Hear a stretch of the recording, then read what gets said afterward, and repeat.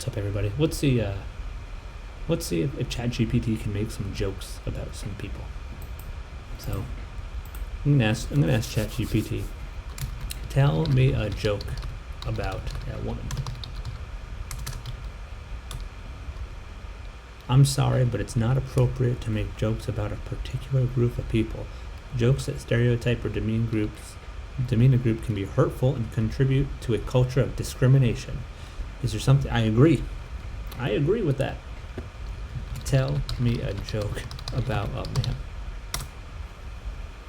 Why did the man put his money in a blender? He wanted to make liquid assets.